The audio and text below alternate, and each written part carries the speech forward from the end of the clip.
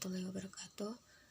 Nah, di sini saya coba akan menjelaskan kembali masih tentang metode simplex yang di sini menggunakan 3 variabel gitu ya. Contoh, sebenarnya saya cuman pengen kalian itu melakukan berkali-kali review gitu ya. Dan nanti ada sedikit ralat saya mengenai bagaimana cara menentukan indeks gitu. Bahwasanya saya ralat aja ya, di video saya yang sebelumnya, di video 1 kalau nggak salah, metode simplex yang bagian 1 itu saya salah di cara menentukan indeks pada Z. Saya waktu itu pernah menyatakan bahwa yang di sini itu didapatkan dari yang NK dibagi yang ini. Padahal sebenarnya untuk setiap Z pada iterasi berapapun itu nggak didapetin nilainya. Baik di sini ada angka ataupun tidak, itu intinya di sini tidak perlu dihitung. Jadi indeks tidak perlu kamu cari untuk setiap Z di setiap iterasi yang akan dilakukan. Itu ya ralatnya ya, bahwa indeks untuk Z itu tidak perlu dihitung. Jadi indeks itu nanti dipilih yang variabel ini saja, variabel dummy-nya saja, variabel dummy-nya gitu ya. Oke. Nah, misalkan saya contohkan ini untuk yang max 3 variabel 8x1 bla bla bla gitu ya. Ini kendalanya ada, untuk yang kurang dari ini dia ada 3. Oke. Nah, selanjutnya adalah bagaimana cara menyelesaikannya. Seperti yang sudah saya jelaskan sebelumnya, pertama kamu ubah dulu ke dalam bentuk baku. Ya. Bentuk baku. Nah, di baris satunya ini saya enggak tulis sebelumnya. Jadi ini max, kalau di sini saya langsung gitu ya, langsung max Z. Nah, langsungnya adalah pada baris yang satu sini tadi saya langsung pindahkan ke kiri. Ya. Nah, pada saat dia ke kiri perhatikan tandanya. Kalau di sini positif berarti dia langsung negatif, negatif, negatif. Nah, terus kalau yang ini tadi berhubung. Jadi ini kita meletakkan, tetapi dengan alasan apa? Nah, di sini tadi kita punya 3 buah pertidaksamaan yang kurang dari. Berarti kedepannya kita akan menambahkan S1, select 1, variabel select 2, dan variabel select 3. Jadi kita punya S1 sebut saja, S2, dan S3. Nah, ke semua variabel select itu kamu harus tulis lagi nih di sini dengan bobot atau koefisien bernilai 0. Awalnya dia itu positif 0 di kanan. Karena kamu pindah ke kiri jadi negatif. Terus di kanan udah nggak ada apa-apa lagi, berarti 0 gitu ya. Nah, untuk yang kendala, untuk membuat dia menjadi bentuk baku adalah dengan cara menambahkan variabel select-nya. Nanti yang pertidaksamaan itu berubah menjadi sama dengan. Intinya gitu ya. Kendala 1 kamu tambahkan S1, berarti yang variabel yang lain itu, variabel select yang lain itu berarti ada, cuman koefisiennya 0 gitu ya. Terus di kendala 2 kamu tambahkan S2 kan. Nah, S2 berarti S2-nya yang punya koefisien 1, berarti S1 dan S3-nya itu 0. Ini ubah jadi sama dengan, awalnya kurang dari menjadi sama dengan nilai kanannya. Kendala 3 juga sama, kamu tambahkan S3 kan, gitu ya.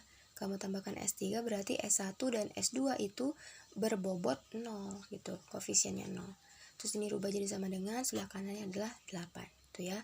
Terus bagian sini cukup tambahkan saja bahwa nanti kedepannya baik variabel variabel awalnya maupun variabel yang select-nya itu akan menjadi haruslah bernilai positif. Ya. Oke. Selanjutnya kamu bikin tabel simplex seperti ini.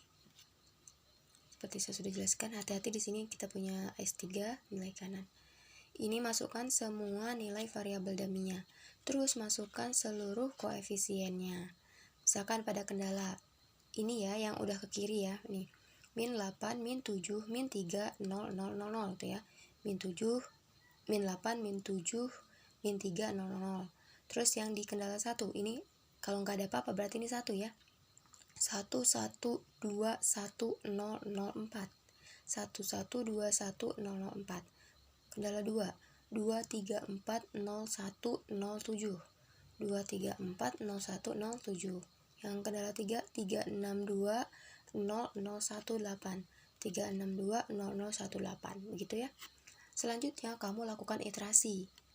Nah, sebut saja penyelesaian. Nanti kamu di sini boleh di sini ya iterasinya ya. Oke nih.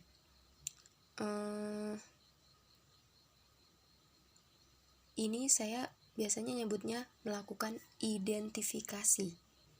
Ini namanya maksudnya identifikasi itu adalah ketika kita pengen menentukan di matriks ini siapakah nanti yang akan menjadi kolom kunci dan baris kunci serta angka kuncinya gitu ya. Nah, ini prosesnya disebut dengan identifikasi.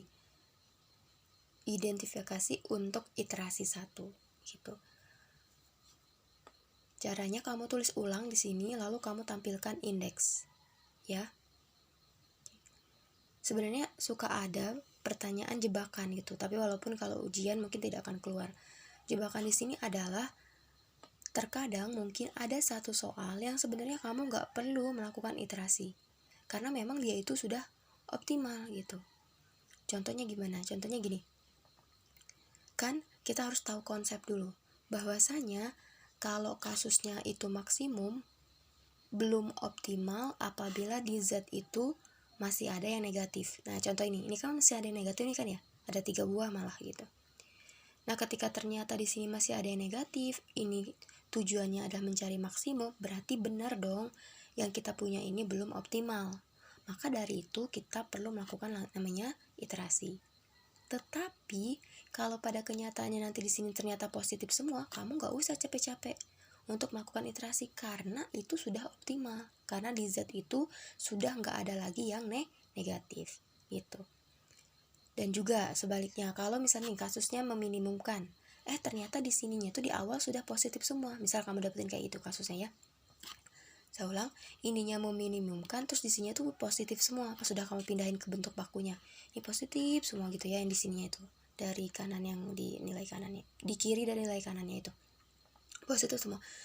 Berarti kamu nggak perlu capek-capek melakukan iterasi karena toh di sini sudah positif semua gitu. Kalau kasusnya meminimumkan itu di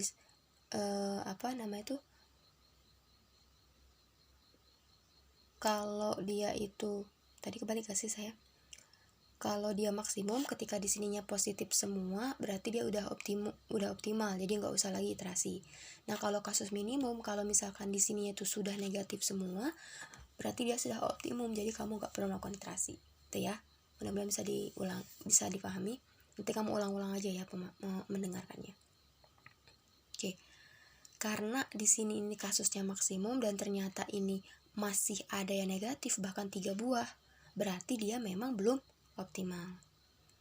Terus kamu pilih nih yang paling negatif yang mana? Yang paling negatif yaitu negatif 8. Paling negatif itu artinya negatifnya terbesar gitu ya. Di garis bilangan dia itu yang paling kiri. Oke, min 8. Kamu pilih ini. Berarti ini pada iterasi 1 merupakan kolom kuncinya. Setelah kamu tahu kolom kuncinya siapa, kamu tentuin indeksnya. Tadi berarti Z nggak perlu dihitung. Selanjutnya di baris kedua, yaitu nilai kanan dibagi nilai pada kolom kunci. Berarti 4 dibagi 1. 4 dibagi 1 berapa? 4. Indeksnya ini 4. Baris ketiga. Selanjutnya adalah 7 dibagi 2, berarti 3,5. Selanjutnya 8 dibagi 3, berarti 2/3. Nah, di antara 3 angka ini, manakah yang merupakan bilangan positif tapi paling kecil? Yaitu 2/3. Maka pada baris inilah yang merupakan baris kunci. Gitu, baris kunci. Selanjutnya kamu lakukan iterasi penghitungannya. Hasil iterasi 1 lebih tepatnya sebenarnya. Hasil iterasi 1 itu apa? Nanti yang baris kunci lama ini akan berubah dan semua barisnya pun akan berubah. Yang pertama kali berubah ingat yaitu baris kunci. Kita sebut sebagai baris kunci baru, yaitu pada iterasi ini merupakan baris ke-4. Ya.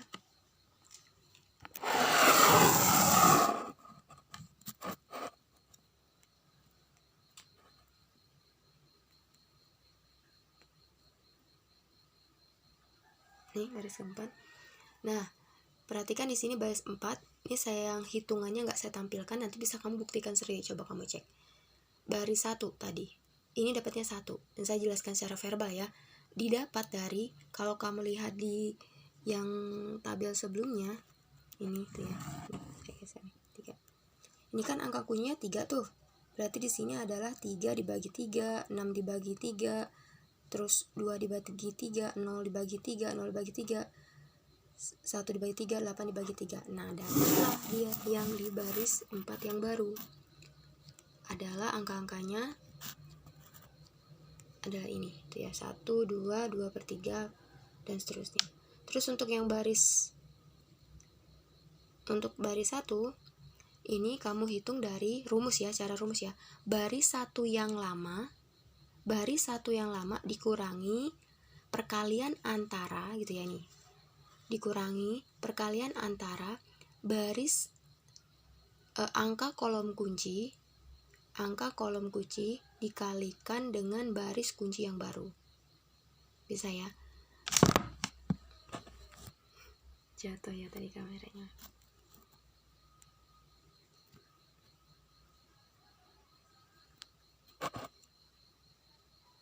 Tuh ya. Ini angkanya -8, nanti baris kunci yang barunya ini nih. Coba kamu hitung ya. Ini baris yang lama. Baris yang lama tuh, terus kamu hitung gitu. Ini nih, baris 1 lama tuh ini. Ini ya, yang -8, -7, -3, 0, 0, 0, 0 gitu. Terus kamu kurangin sama perkalian antara -8 dari mana? -8 tuh ini, angka kolom kunci ini, -8. Dikalikan baris kunci yang baru. Baris kunci yang baru itu adalah yang ini. Kamu hitung satu persatu pada setiap kolom di baris tersebut yang bersesuaian. Nah, itu nanti kamu dapatkan hasilnya ini gitu ya. Terus yang baris kedua juga sama. Baris 2 yang lama dikurangi angka kolom kuncinya, yaitu 1. Dikurangi perkalian antara baris pada kolom kunci dikali baris yang baru, yaitu baris yang ini. Baris 3 juga sama ya. Baris 3 lama dikurangi angka kolom kunci yang dikali terlebih dahulu dengan baris kunci yang baru. Kamu dapetin ini.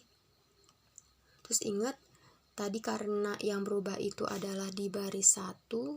Kok baris 1 sih? Di baris keempat. Terus yang kolom kuncinya adalah ini, nanti yang ganti itu adalah ini. Yang enteringnya adalah X1-nya. Terus nanti yang leaving S3-nya. Berubah jadi X1 ya. Jadi X1.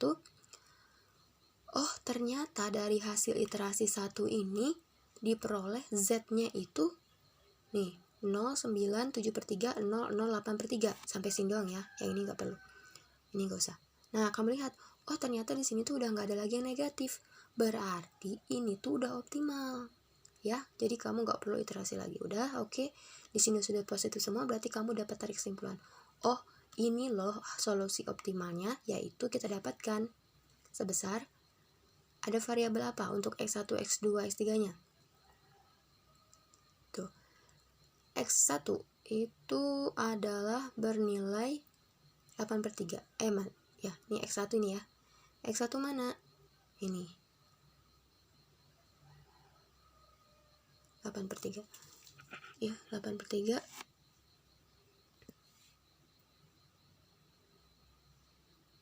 Kemudian X1 8/3, X2 nggak ada di sini kan, X2 X3 nggak ada, berarti dia 0. Terus Z-nya itu lihat di sini, yaitu 64/3. Itu ya contoh yang 3 variabel untuk kasus yang maksimum. Kalau kasus minimum, ingat di metode simplex yang biasa ini saya nggak saya contohkan. Tapi nanti mungkin akan saya tampilkan ketika metode Big M. Ada yang kasus minimum. Kalau minimum tadi yang dipilih itu kolom kunci adalah yang nanti dia itu positif terbesar. Ya.